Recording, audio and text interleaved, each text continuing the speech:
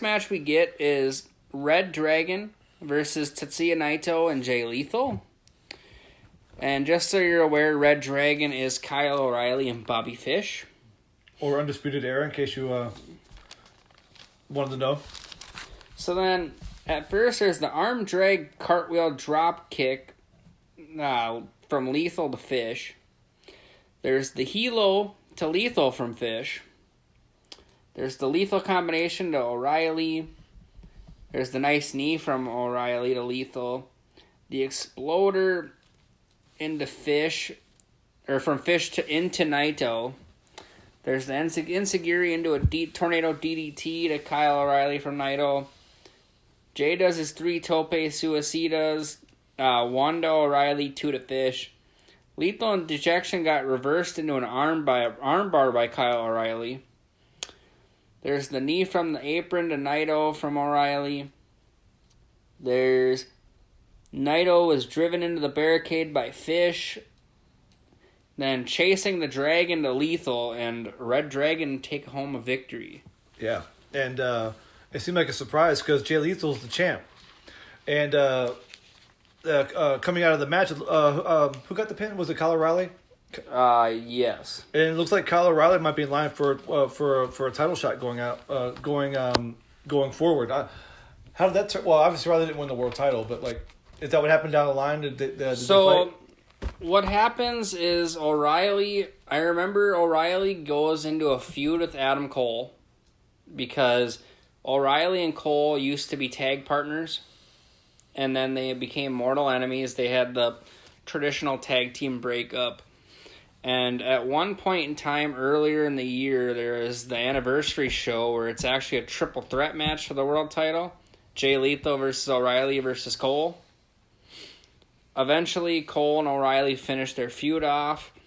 And actually at the end of either 2017 or 2018, O'Reilly goes against Cole for the ROH world title.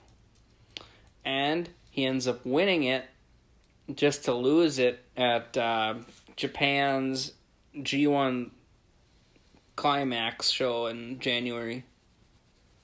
Okay. My notes for this match was the kiss my hand stuff was pretty funny. Taylor Hendricks is a sexy biatch. Good for her. Good for her. Yeah. The only a woman featured on the show, as far as I can remember. The legitimate only woman featured on the show. Yeah. This match was I didn't really get much into it. I'm not sure why. Because I don't know Naito very well, but the other three between Lethal and O'Reilly and Fish, I'm into all three of them for different reasons. Lethal, I think it's the first time I've seen him as a heel. But O'Reilly and Fish, I've seen them as heels before, and they're just as good as they are as faces. This is your second time seeing Lethal as a heel. What was the other one? The Field of Honor show. The Fatal 4-Way. Oh, I had no idea. Naito was also in that. See, I don't remember nothing. Because it's Naito, Cole, Lethal, and who the frick is the other guy in that match? Well, there's Hiroshi Tanahashi. Gotcha. Oh yeah, the Rockstar guy. So after Lethal got pinned by O'Reilly, there was a little bit of shenanigans between Lethal and Naito after the match. Lethal was in the corner, and I think Hendricks was consoling him. By the way, Taylor Hendricks is in Lethal's corner as his valet. Yep. So there's a spot in the match where Lethal almost hit Naito but didn't. I think either Naito blocked it or Lethal stopped himself. Yep.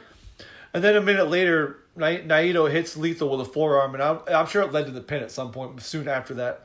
Oh, yeah, because chasing the Dragon happens very soon after that, because Naito gets on the outside, then Fish tackles him into the barricade, and then he gets inside the ring, and then they do chasing the Dragon and pin Lethal. Yeah.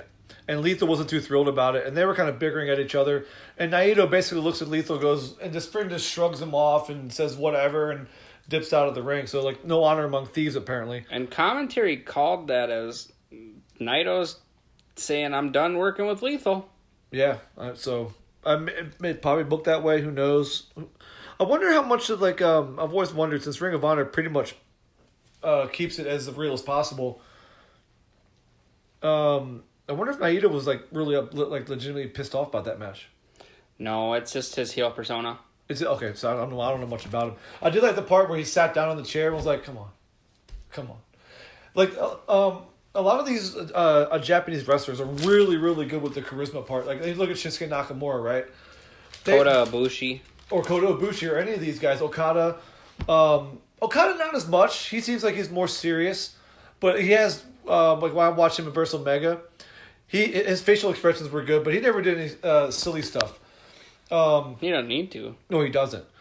But with guys like Nakamura or Naito, they seem to have this charisma where they no matter how silly they get, you're still like, crap, they'll kick somebody's ass. It's a great combination. I agree. And I noticed that because we sat down and was just like, yeah, come on. Or did the kiss my hand stuff with the fan? Yep. So where that whole spot was because Lethal got his hand hurt, quote unquote. So Taylor Hendricks kissed it, and then O'Reilly stomped on Naito's hand. So Naito asked for a kiss for his hand, and Lethal goes, "She's mine." Yeah.